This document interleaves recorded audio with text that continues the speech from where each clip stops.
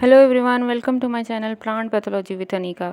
आज की इस वीडियो में जो हम टॉपिक डिस्कस करेंगे वो है किंगडम फंजाई की क्लास बसीडियोमाइसेटीज, और हम डिस्कस करेंगे बसीडियोमाइसेटीज के जनरल कैरेक्टरिस्टिक, इसके फ्रूटिंग बॉडी, बसीडियोमाइसेटीज की सेक्सुअल एंड असेक्सुअल रिप्रोडक्शन, इसके अंदर जो इंपॉर्टेंट मशरूम आ जाते हैं वो, और कुछ इंपॉर्टेंट प्लांट डिजीजेस। चलिए स्टार्ट करते हैं क्लास बसीडियोमाइसेटीज। बसीडियोमाइसेटीज को हम क्लब फंजाई भी कहते हैं, और यहाँ मैं आप लोगों को बताती चलूँ कि बसीडियोमाइसेटीज को कॉमनली मशरूम्स कहा जाता है। क्लब फंजाई जो ना सेक्सुअल स्पोर्स की अपीयरेंस की वजह से इसका नाम रखा गया। इसको कॉमनली बसीडियोमाइसेटीज कहा जाता है। बसीडियोमाइसेटीज में लगभग 30,000 स्पीशीज हैं, जो कि फंजाई की 37% है। इनमें ज़्यादातर सेप्रोफाइटिक हैं, लेकिन कुछ प्लांट्स के साथ सिम्बायोटिक रिलेशन बनाती हैं और कुछ पैथोजेनिक भी होती हैं। बसीडियोमाइसेटीज फंजाई जो ना ज़्यादातर एडवांस होती हैं। इसको नेक्ड आइज से देखा जा सकता है। इनकी फ्रूटिफिकेशन अक्सर बड़ी होती हैं, जैसा कि मशरूम्स, टूडस्टूल, पफबॉल, ब्रैकेट फंजाई। बसीडियोमाइसेटीज लकड़ी को बेहतर तरह से डिकम्पोजर करने वाले होते हैं, और गाइनोडर्मा जो स्पीशी है वो खड़े पौधों की लकड़ी को भी डिकाई कर देती है। बसीडियोमाइसेटीज में शामिल है मशरूम्स, पफबॉल्स, ट्रिकॉन्स, ब्रैकेट फंजाई और दूसरे पॉलीपोरस। बसीडियोमाइसेटीज में समट फंजाई भी आ जाती हैं, रस्ट फंजाई भी आ जाती है, बर्न्ड फंजाई भी आ जाती है, यीस्ट हैं एंड ह्यूमन पैथोजेनिक यीस्ट जो क्रिप्टोकोकस है वो भी। अब डिस्कस करते हैं बसीडियोमाइसेटीज के जनरल कैरेक्टरिस्टिक को। बसीडियोमाइसेटीज में माइसीलियम जो होता है ना वो सेपरेट होता है, और इसकी कुछ स्पीशीज यीस्ट फॉर्म में भी एग्जिस्ट करती हैं। बसीडियोमाइसेटीज में असेक्सुअल रिप्रोडक्शन बहुत कम होता है। असेक्सुअल रिप्रोडक्शन तब होता है जब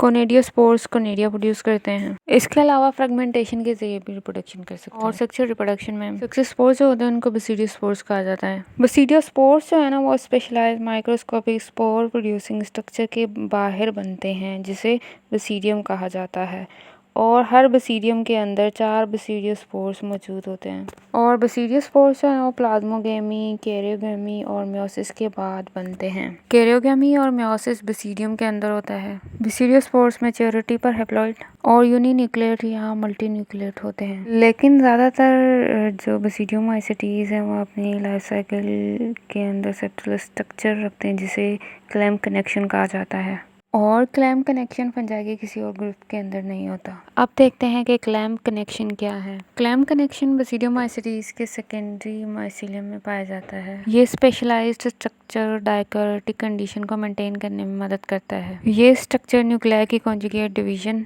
के दौरान बनता है, जो कि ग्रोइंग हाइफा की टिप में होता है।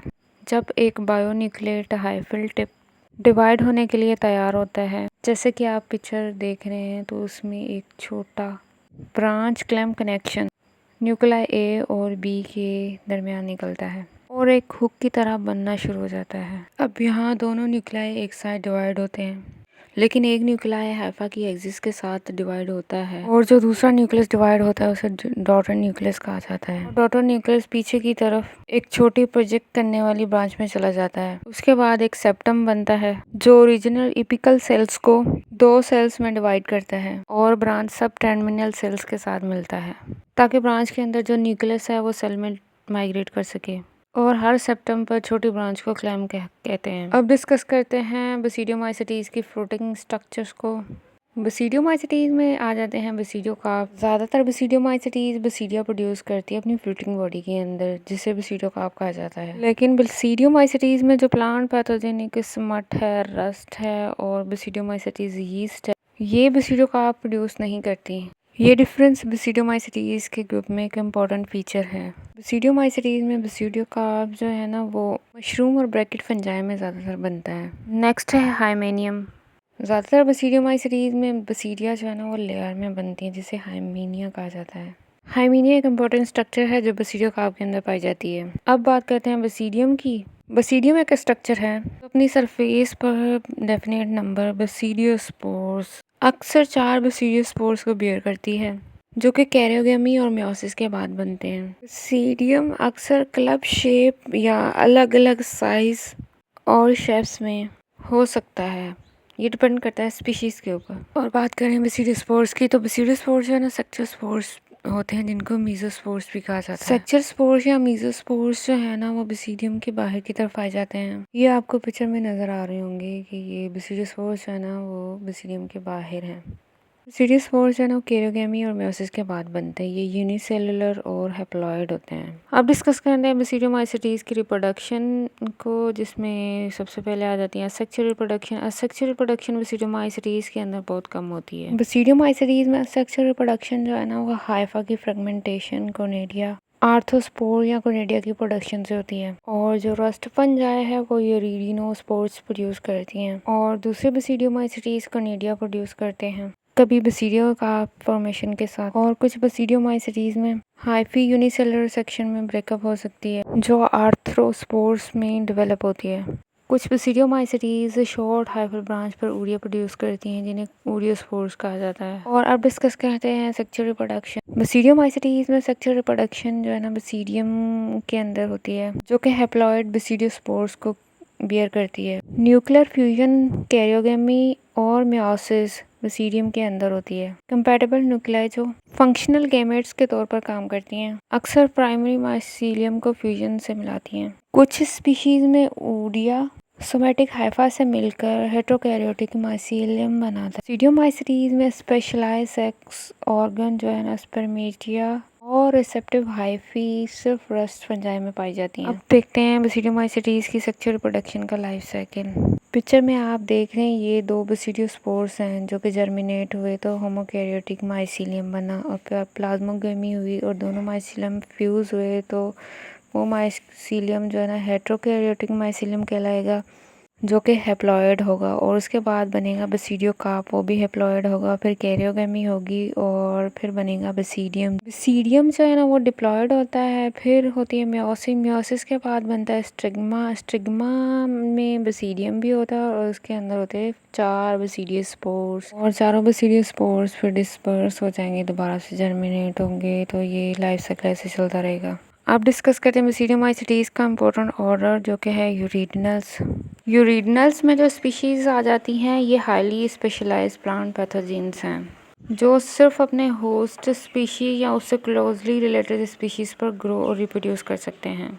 यूरिडनल्स की 6000 से भी ज़्यादा स्पीशीज़ हैं जो 150 जेनरा में डिवाइड हैं। इन्हें कॉमनली रस्ट के नाम से जाना जाता है। ये इकोनॉमिकली सबसे ज़्यादा इम्पोर्टेंट बेसिडियोमाइसीटीज हैं जो कि एग्रीकल्चर और फॉरेस्ट में सिग्निफिकेंट लॉसेस का रीज़न हैं। अब बात करते हैं रस्ट के बारे में। रस्ट के जो करेक्टराइज्ड हैं उनमें रस्टी पस्ट्यूल्स की फॉर्मेशन होती है जो कि स्पोर्स को कंटेन करते हैं। रस्ट में 3 तरह की रस्ट आ जाती हैं जो कि व्हीट क्रॉप को इन्फेक्ट करती हैं। फर्स्ट है पक्सीनिया ग्रामिनेस ट्राइटेसी। पक्सीनिया ग्रामिनेस ट्राइटेसी जो है ना black steam rust disease cause करता है वीट में। इसको किलर डिजीज़ ऑफ वीट भी कहा जाता है। सेकंड है पक्सीनिया स्टेरिफॉर्मिस। पक्सीनिया स्टेरिफॉर्मिस जो है ना येलो और stripe rust of wheat disease cause करता है वीट के अंदर।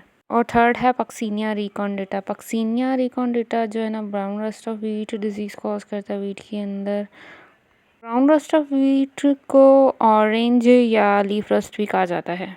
और इस पिक्चर में आप ब्राउन रस्ट के सिम्टम्स देख सकते हैं। और पक्सीनिया जो है ना वो एक हेट्रोशियस ऑब्लिगेट पैरासाइट है जो अपना लाइफ साइकिल 2 होस्ट पर कंप्लीट करता है। इसका प्राइमरी होस्ट व्हीट है और सेकेंडरी और अल्टरनेट होस्ट इसका जो है ना वो बारबरी है। अब बात करते हैं बेसिडियोमाइसीटीज के सेकेंड इम्पोर्टेंट ऑर्डर की जो है उस्टिलैजिनल्स। उस्टिलैजिनल्स में प्लांट पैथोजेनिक ऑर्गेनिजम्स होते हैं। कॉमनली इनको सुमट फंजाई कहा जाता है। इसके अंदर बंट भी आ जाती हैं। उस्टिलैजिनल्स में 12,000 से भी ज़्यादा स्पीशीज़ हैं जो कि 50 से भी ज़्यादा जेनरा में डिवाइडेड हैं। ये स्पीशीज़ 4000 से भी ज़्यादा प्लांट स्पीशीज़ पर अटैक करती हैं। ये फंजाई रस्ट की तरह ऑब्लिगेट बर्ट ऑफ फंजाई होती हैं और सिर्फ लिविंग प्लांट्स पर ग्रो कर सकती हैं और उनके न्यूट्रिएंट्स को एब्जॉर्ब करने के लिए उन पर डिपेंडेंट रहती हैं। अब बात करते हैं समट्स फंजाई के बारे में। Smut fungi black mould black colour spores produce करती हैं जो कि सुमट स्पोर्स के नाम से जाने जाते हैं। सुमट फंजाई 2 तरह की होती हैं, एक कवर्ड सुमट और सेकंड है लूज सुमट।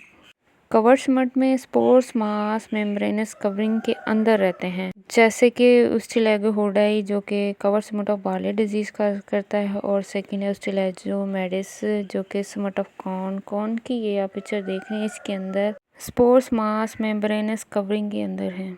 और लूज सुमट में जो स्पोर्स मास होते हैं ना वो एक्सपोज होते हैं लेकिन वो होस्ट के साथ जुड़े रहते हैं जैसा कि उस्टिलैगोन्यूडा ट्राइटेसी जो loose smut of wheat disease cause करती है व्हीट के अंदर।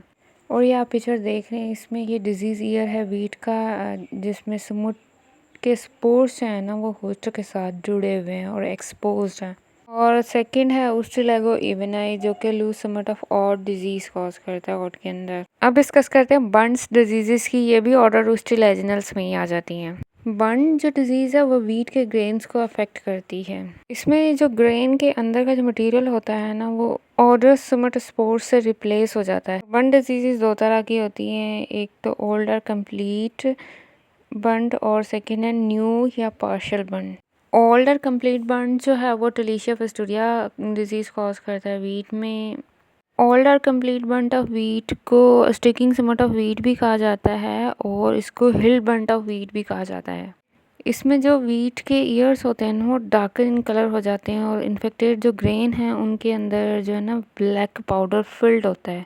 आप इस पिक्चर में देख रहे होंगे कि वीट ग्रेन जो है ना अंदर से पूरे ब्लैक पाउडर से फिल्ड है। और सेकंड है न्यू और पार्शियल बर्न, जो कि ट्रिलिशिया इंडिका डिजीज़ कॉज करता है और इसको केनल बर्न भी कहा जाता है या कैंसर ऑफ वीट भी कहा जाता है। नेक्स्ट इज़ द मशरूम, ये एडिबल भी हो सकते हैं और नॉन एडिबल भी हो सकते हैं। इनको एग्रीकल्स हम लोग कह सकते हैं। इनके पास बेसिडियो कार्ब होता है umbrella like, basidio carb umbrella like body और नीचे स्टाइप। इस पिक्चर में आप देख रहे हैं ये अम्ब्रेला लाइक बॉडी है और नीचे स्टाइप है। इनके नीचे गिल लाइक स्ट्रक्चर होते हैं और उनके नीचे स्पोर्स पाए जाते हैं। सबसे कॉमन एग्जांपल ऑफ मशरूम जिसको आप खा सकते हैं वो है एगेरिकस कैम्पेस्ट्रिस, एगेरिकस बाइस्पोरस, वोल्वेलेरिया, वोल्विशिया, पेडिस्ट्रो मशरूम भी कहते हैं इसको, प्लूरेटस एंड ऑस्ट्रेटस। एडिशनली यहाँ पे मैं आप लोगों को बताती चलूँ कि मशरूम्स को उगाने का जो बेहतरीन तरीका है कि एक ट्रे में चारा बिछा दो, उसको थोड़ा मॉइस्चर दे दो,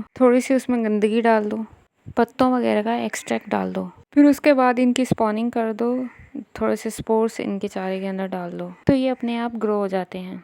और हम ये दोनों मशरूम्स खाते हैं, गैरिस्कस भी और पेडिस्ट्रो मशरूम भी। Now let's talk about the toadstool mushroom. Toadstool, there are 70 to 80 species of toadstool found in the world. ठीक है, and why it's called toadstool, let me tell you about this. लोगों का ऐसा मानना था कि जो स्टूल होता है मेंढक का वो बड़ा ही पॉइजनस होता है। ठीक है, तो लोग इस मशरूम को खाकर मर गए। लोगों को लगा कि मेंढक ने इस मशरूम पर कुछ किया होगा इसलिए ये भी जहरीला हो गया, तो इसलिए हम इस लोग को टोडलस्टूल मशरूम कहते हैं। तो टोडलस्टूल मशरूम के अंदर ऐसा क्या है जो पॉइजनस है, जो ख़तरनाक होता है, लेट मी टेल यू। तो इनके अंदर होते हैं एल्कलॉइड्स और इन एल्कलॉइड्स को कहते हैं मस्करेन, एग्रीकेन, फेलेन। तो इनके अंदर जो टॉक्सिन्स होते हैं जैसे मस्करेन, एग्रीकेन्स, ये बड़े ही खतरनाक होते हैं। इन मशरूम्स को खाने से आदमी मर सकता है। आई बात समझ में? टोडलस्टूल मशरूम जो होते हैं ना वो जहरीले मशरूम होते हैं और इनकी कैप के ऊपर वाइट स्पोर्स बने हुए होते हैं। ये आप देख सकते हैं, छोटे छोटे वाइट स्पोर्स बने हुए हैं इसकी कैप के ऊपर। ठीक है, एमनेटिया सीजेरिया, इसे सीजर मशरूम भी कहा जाता है। इसे सीजर मशरूम क्यों कहते हैं? क्योंकि रोमन एम्पायर के जो राजा थे सीजर, इसको खाने के बाद वो मर गए क्योंकि उनको पॉइजनिंग हुई और उनकी डेथ हो गई, इसलिए इनको सीजर मशरूम कहा जाता है। और भी कुछ टोडलस्टूल मशरूम्स हैं जैसा कि एमनेटिया फोलाइट, इसे डेथ कैप भी कहा जाता है क्योंकि इसको खाने के बाद आदमी मर ही जाता है। इसमें फेलाइन नाम का एल्कलॉइड पाया जाता है। नेक्स्ट इज एमनेटा मस्केरिया, इसे फ्लाई एगेरिकस भी कहा जाता है। Next is Gyromitra esculenta, it is a heat लेवाइल कार्सोजेनिक टॉक्सिन। मतलब गायरोमेट्रा के पास ऐसे टॉक्सिन्स होते हैं जो इसको पकाने के बाद भी ख़त्म नहीं होते। ठीक है, next let's talk about the हेलोसिनोजेंस mushrooms. इसको आप मैजिक मशरूम भी कहते हैं। इसको खाने के बाद आदमी को ऐसा लगता है कि वो उड़ रहा है और उसको रंगीन दुनिया नज़र आती है। जनरली ये मशरूम पाकिस्तान में नहीं पाया जाता है, ना ही लोग इसको पाकिस्तान में यूज़ करते हैं। ज़्यादातर इंडिया में ये मशरूम यूज़ किया जाता है।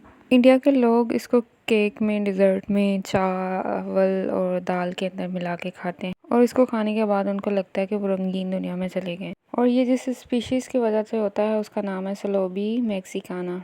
एक्चुअली ये एक एल्कलॉइड प्रोड्यूस करता है जिसका नाम है साइलोबिन। तो लोग क्या करते हैं, पहले इसको सुखा देते हैं और फिर इसको खाते हैं। और जैसे इसको खाते हैं ना तो इसके अंदर एक प्रोडक्ट होता है, हेलोसिनोजेंस एजेंट होता है जिसका नाम है साइलोबिन। अब जैसे इसको खाते हैं ना तो साइलोबिन जाके लीवर में टूटता है। साइलोबिन टूटता कैसे है? उस डीफॉस्फोराइलेशन होता है उसमें। डीफॉस्फोराइलेशन के बाद साइलोबिन टूटता है और जैसे टूटता है ना तो ये एक इफेक्ट ही शुरू करता है, साइकेडेलिक इफेक्ट, मैजिक इफेक्ट। आदमी को ऐसे लगता है कि वो उड़ रहा है, that is why it's called the magic mushroom. आई बात समझ में?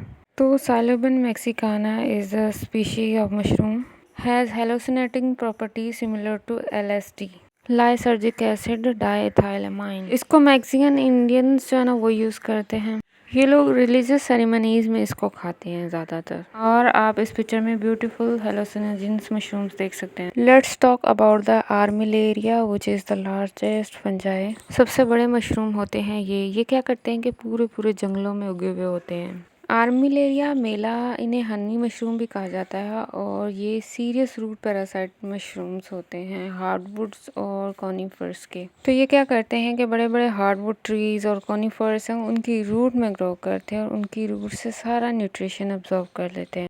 क्योंकि ये बड़े होते हैं तो इनको न्यूट्रिशन भी ज़्यादा चाहिए होता है, और रूट से न्यूट्रिशन लेते रहेंगे तो रूट्स को ख़त्म कर देंगे। ये फंगस राइजोमोव को होस्ट के फ्लोएम में डेवलप करता है, जिससे जो फूड सप्लाई है ना वो ब्लॉक हो जाती है। अच्छा, जनरली आप लोगों को पता है कि प्लांट के अंदर फूड की सप्लाई कहाँ से होती है? वो फ्लोएम से होती है, और अगर फंगस उस फ्लोएम में ही घुस जाए तो प्लांट की फूड सप्लाई बंद हो जाएगी और प्लांट डेड हो जाएगा।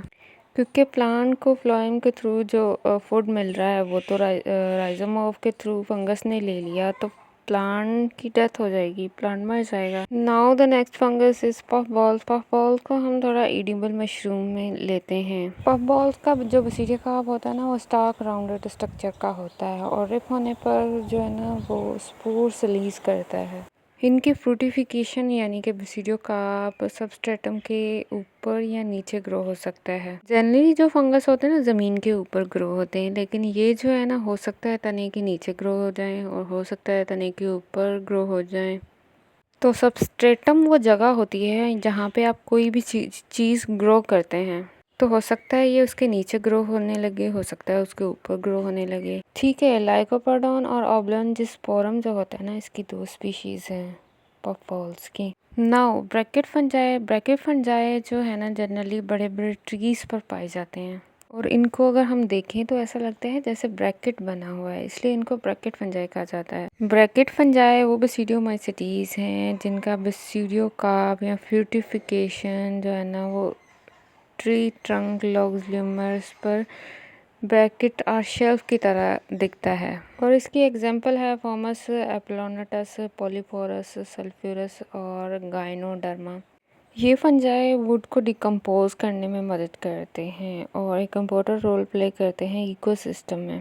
सो this is all about the basidiomycetes. उम्मीद है आप लोगों ने बसीडियोमाइसिटीज़ के लेक्चर को एंजॉय किया होगा, और अगर आप लोगों को कोई बात समझ में नहीं आई तो आप कमेंट बॉक्स में क्वेश्चन पूछ सकते हैं। So see you in the next class and thank you so much. Like, comment और सब्सक्राइब करना ना भूलें। अपना ख्याल रखें। अल्लाह हाफिज़।